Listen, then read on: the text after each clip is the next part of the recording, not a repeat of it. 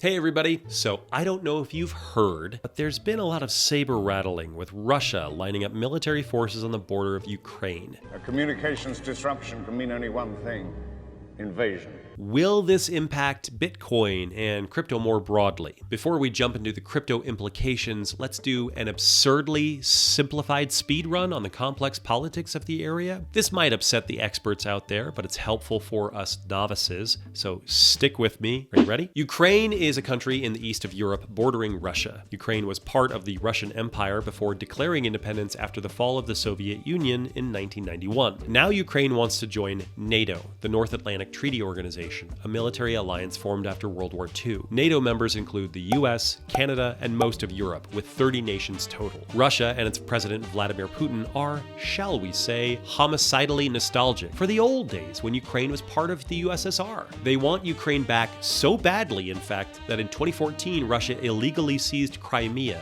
the Ukrainian peninsula in the Black Sea. Crimea had been largely autonomous from Ukraine, and it's the only region of Ukraine with an ethnic Russian majority population, so Crimea joining Russia does make some sense, but it's all very fraught. The seizure of Crimea violated prior treaties and laid the stage for what's happening now. Putin and the Russian government have been fighting and undermining the Ukrainian government for years. This has turned the opinion of most Ukrainians against Russia, leading them to seek membership in NATO, a military alliance that would, they hope, protect them from Russian aggression. Vladimir Putin is like an abusive ex who just can't let go. He wants Ukraine back, Ukraine doesn't want the relationship, and is looking to NATO to protect it. And now the Russian military is lining up on the Ukrainian border with 100,000 troops, along with tanks and other heavy equipment. The US has 8,500 troops on standby, which, super cool, great, let's jump right back into another land war in Asia. What could go wrong? Especially because the last one ended so smoothly. That is morbid sarcasm, it ended very badly. There are scenes of panic and pandemonium at Kabul airport today as desperate people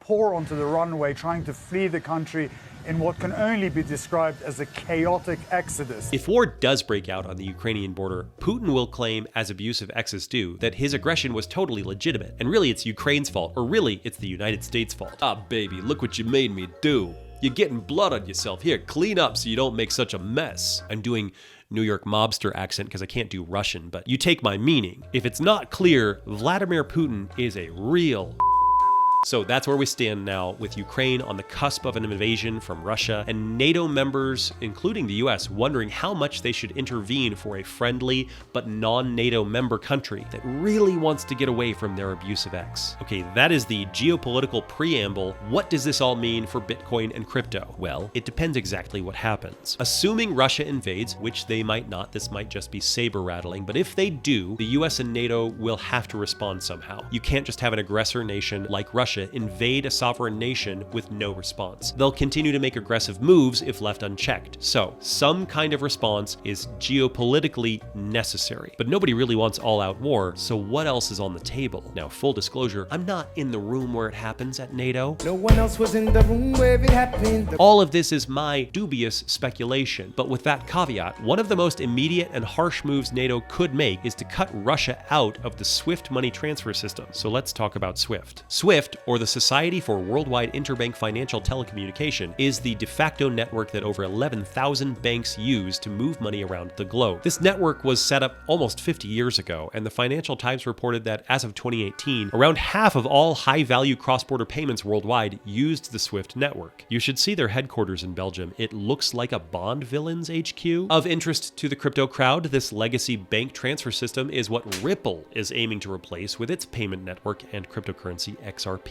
Now, just to be clear, NATO doesn't control SWIFT, and in fact there are very good economic reasons why SWIFT may not want to remove Russia from its network, like the fact that Russia is the second largest member participant in SWIFT. There's another whole aspect to this, with gas pipelines from Russia into Germany that are important for everybody involved, but let's just focus on SWIFT for the time being. When a country's banks are cut off from SWIFT, that country can't pay for imports and can't receive payments for exports. Iran was cut off from SWIFT in 2012, and the country felt that pain. Their oil exports plunged from around 2.5 million barrels per day in 2011 to around 1 million barrels per day in 2014. If Russia is banned from SWIFT, then oil exports accounting for 40% of the nation's revenue will drop hard and send Russia into a depression. That would legitimately threaten Putin's power and he knows that. So he can either not invade Ukraine, or he can try to find a different way to move money internationally between banking institutions. And Russia has indicated that they're already discussing what those methods might be. Alexander Pankin, the deputy head of Russia's foreign ministry, explained that future alternatives to SWIFT would be more advanced and not dependent on being a monopoly. The emergence of such options will be not only a reaction to the current geopolitical situation, but a response to the need to modernize the existing payment methods using the top digital innovations. You're probably thinking the same thing that I'm thinking now. Modernize the existing payment methods using top digital innovations? That sounds like cryptocurrency. Oh my God! Okay, it's happening.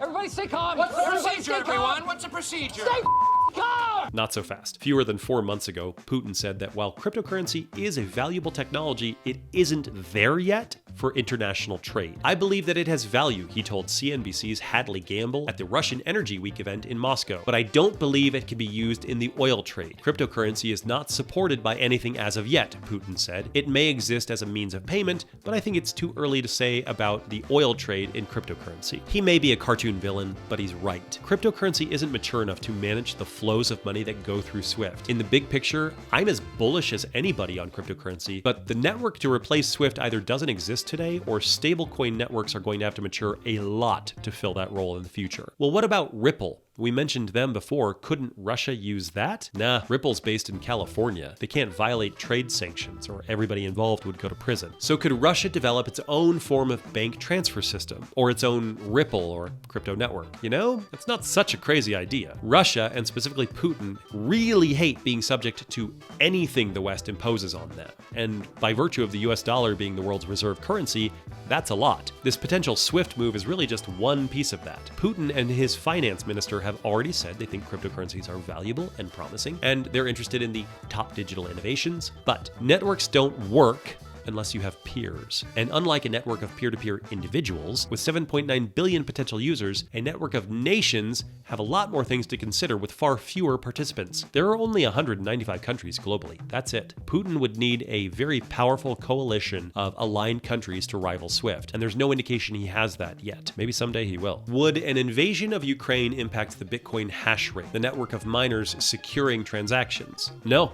It really wouldn't. China was a major center of Bitcoin mining before it banned all cryptocurrency trading and mining with increasingly strict measures last year. According to the Cambridge Center for Alternative Finance, in September 2019, China accounted for 75% of Bitcoin's energy use. By April 2021, that had fallen to 46%. In May, the country's state council ordered a crackdown on crypto mining and trading that sent dozens of crypto companies to elsewhere in the world. By September 2021, a year after 75% of Bitcoin's energy use was in China, that usage had dropped to zero. The network dropped from 191 exahashes per second on May 9th, 2021 to 69 exahashes per second on June 28th, a drop of 63%. But that didn't stop the network. It didn't kill it. And today the network is reaching new all-time highs. It took mere months to fully recover. I'll talk more about how unkillable Bitcoin is in a future video, but suffice it to say, Russia invading Ukraine wouldn't do anything to the hashing power of Bitcoin. Ukraine represents 0.13% of the Bitcoin hash rate. It barely shows up on the radar. But if you're curious to see where mining is happening,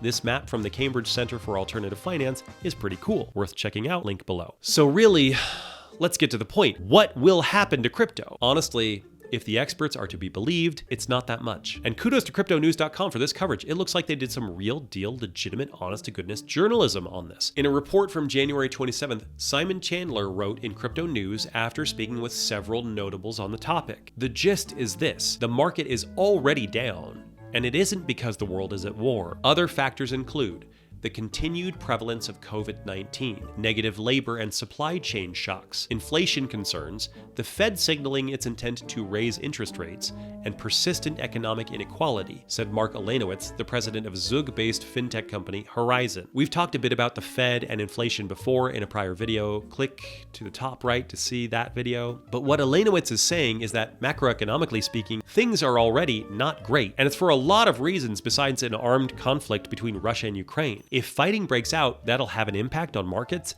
but not nearly as much as you might think. Should armed conflict occur, crypto markets could certainly see a significant decline, although in my view, this is likely to be caused indirectly through the conflict's impact on oil and food markets. Armed conflict would likely cause food shortages through supply chain disruptions, said Elanowitz. In short, war is bad for everyone, for all the reasons, but in this instance, it isn't more bad for crypto than it would be for anybody else. If the global economy can keep hobbling along like it has been, hopefully getting back to whatever normal is in 2022, then crypto will recover right along with it. But listen to this. The main factor weighing down markets is the prospect of higher interest rates in the States and throughout the Western world. Most wars involving Western countries have a far smaller economic impact than big rises in rates, said Glenn Goodman. Is that not low-key insane? War, armed conflict, armies killing each other. That's business as usual. What we're really concerned about is what Jerome Powell's mood will be at the next Fed meeting. Does he think he might raise interest rates? Yes, then sell everything. Panic, light your hair on fire.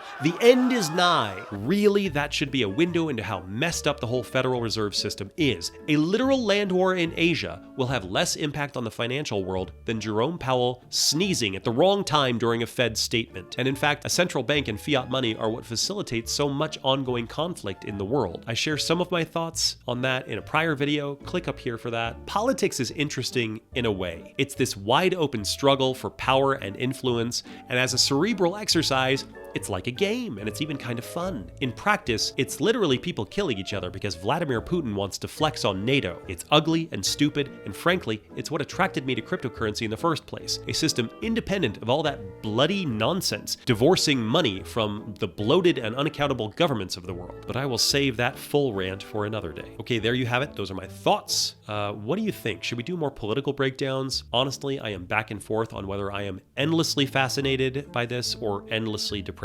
It might be more of the latter. What do you want to hear about in the next video? Projects that you have your eye on, ideas that you want to dive into, basic fundamentals, or do you just want to know when moon? Let me know down in the comments and we will hit it all in a future video. Thanks, team.